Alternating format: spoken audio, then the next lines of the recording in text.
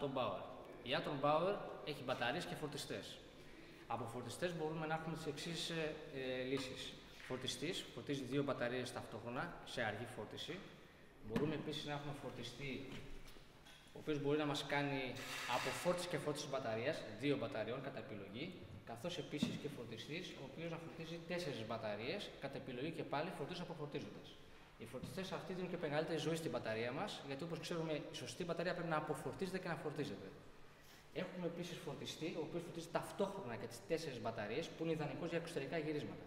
Από εκεί και πέρα, λόγω Ελλάδας, μπορούμε να χρησιμοποιήσουμε το φορτιστή σαν ηλιακό στοιχείο, το οποίο ανάλογα τα watt μπορεί να μας δώσει την αντίστοιχη ισχύ.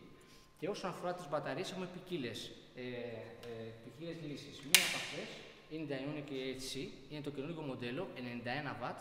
Ανάλογα το φορτίο μπορούμε να δουλέψουμε από 1,5 έως και 5 έως 11 ώρες, ανάλογα το μοντέλο της κάμερας, Canon, JVC ή οποιαδήποτε άλλη. Επίσης, η Atom Power έχει, χρησιμοποιώντας τη δική της πλάκα, ο οποίος είναι και αντάπτορας ταυτόχρονα ρεύματος, με τις αντίστοιχες απολύξεις σε XLR, σε TAB, σε οποιαδήποτε pin ή άλλο θέλουμε να οδηγήσουμε την κάμερά μας.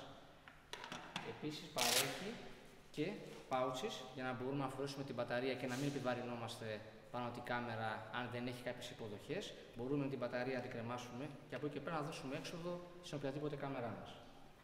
Πέρα από αυτό, μπορούμε να έχουμε από τους ίδιους φορτιστές να μπορούμε να ελέγξουμε την κατάσταση της μπαταρίας μας μέσα από κάποιο τεστ και έτσι να είμαστε σίγουροι ότι ποτέ δεν θα έχουμε κάποιο πρόβλημα στην μπαταρία μας στο γύρισμα το οποίο θα έχουμε να κάνουμε.